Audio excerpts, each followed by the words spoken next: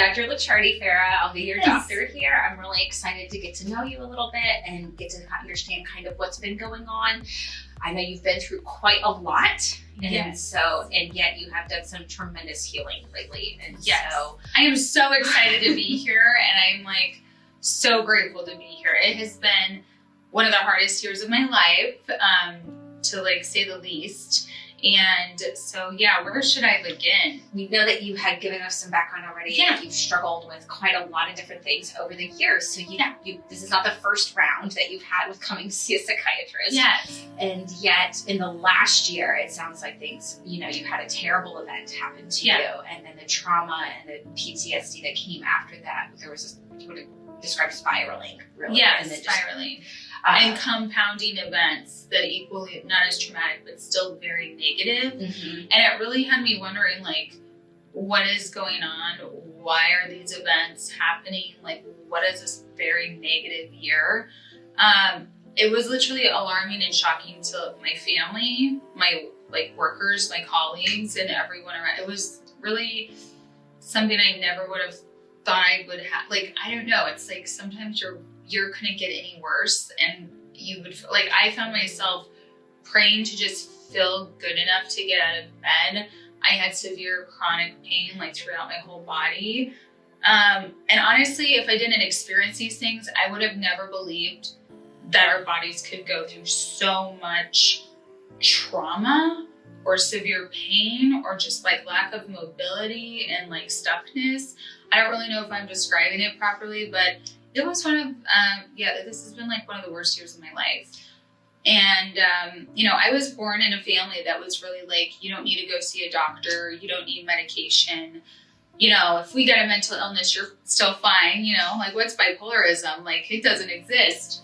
And I have to say, truly, even though I went through a really, really hard year, I am, it makes me cry because I am so grateful that I actually was just open to going to take care of myself. I was open to seeing I don't need to be on stimulants or non-stimulants or things healthier for my body. There is a cure for everything that happens to us. I am fixable.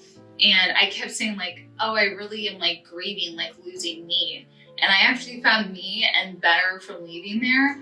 But I really wanted to make sure my brain's okay, because this trauma was deep. And I don't want to revert back into anything. PTSD, I want to leave that in the past, for real. And it sounds like at that treatment center, they really made tremendous healing process. Healing is number one, I would say. In PTSD. And yes. So kind of it's only been 2 days, right? I know. I know we're talking about, but it's we're just very brand new, fresh out of it. Yes. And so looking through a process, we also want to think about how to set you up for good success moving forward, right? So you have this life-changing experience, and we want it to carry forward with you. Yes, I'm there. I am there. I am ready to do this.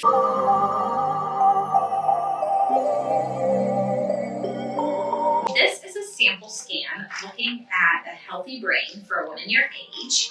And here we're looking at the outside surface of the brain, and then here we're looking at the internal activity. Okay. So again, these are sample scans. And on the SPECT scan, what we did is we gave you a little IV that has a radioisotope. That sends off a bright light signal. So everywhere you have good blood flow, it will send off a bright signal and fill in evenly. So on the rainbow colored scans, the colors don't matter. It's just the shape. So we're looking to see that the brain looks filled in, that everywhere has good blood flow. So if there's an area of low blood flow, it sends off less signal, and it looks like a dent on the SPECT scan. Okay, I'm really hoping my brain is full. So you want to see that don't fail me now. So you're going to be happy to see this. So this is your brain. Okay, what's going on? So we're going to talk about each part of the brain. What does this mean? That means there's a little 45% drop in blood flow, one little spot there. Oh, so boy. that's usually often a sign of head injury. So if you ever got hit on the top of the head, typically we see that there's an isolated spot. Would I be more worried about if you had Swiss cheese? That would, okay. It's one hole, it's not 20 holes. Oh my God, our heads are so delicate, aren't they? But your MRI would probably be fine.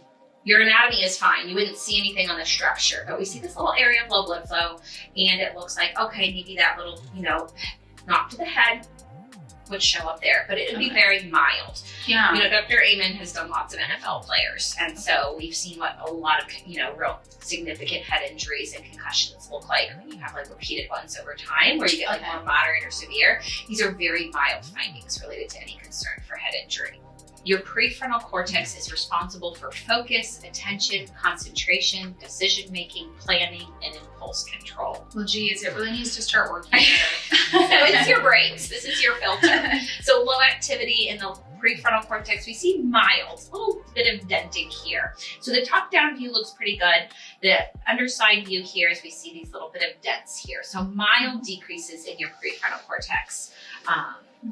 Your prefrontal cortex, when you have that low activity, can look like being easily distracted, difficulty completing tasks, struggling with time management or organization, poor concentration, and impulsivity. Well, write me a prescription. There it is. Your prefrontal cortex gets better when it has dopamine or adrenaline. It likes to increase things that you're passionate about. So when you have a passion, it gives you that pleasure, that dopamine, and it's easier to focus on something and even get hyper-focused and really over-focused on something that you are passionate about. But like writing for me, like I can write for hours, so I need to stop that.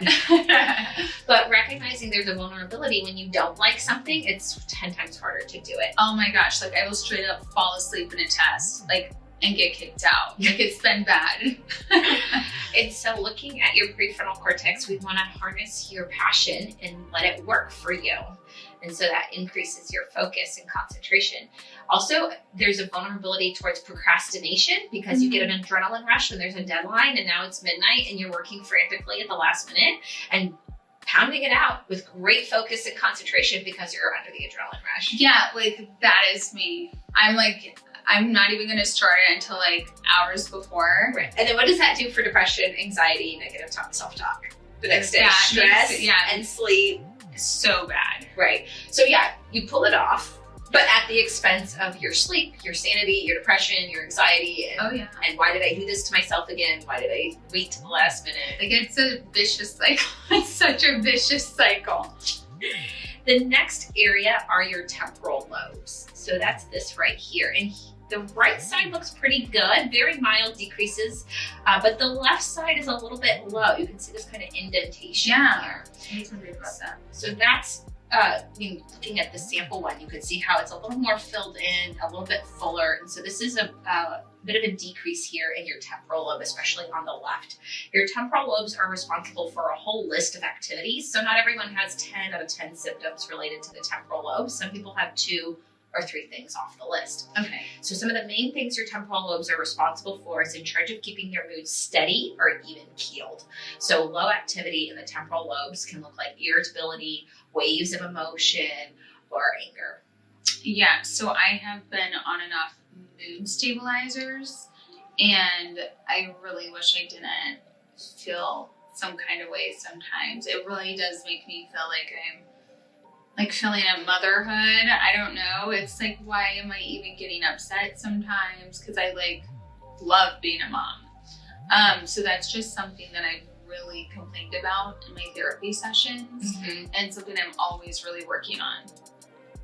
And that work, you can build progress with that in ways and strategies. And mood stabilizers do target your temporal lobes because they're anti-seizure medicines. They target GABA, which is an inhibitory neurotransmitter. So it's very calming. And in some conditions, you really do need a prescription if you have like a bipolar disorder. So to prevent mania, you need to take a medication that targets that, like an anti-seizure medicine that we use for mood stabilizing. But sometimes people just have some irritability or just these intense wave of emotion, and then oftentimes it crashes and you feel like drained afterwards. Yeah, maybe that's what I was really feeling throughout this year with like trauma or something added. It was like my nerves are shot. Like, how can I get up from this? So sometimes if you don't require a prescription, you could still benefit from a little natural supplement with some GABA. Because it is available as a natural supplement, just GABA. Not as potent and strong as taking a prescription, like anti-seizure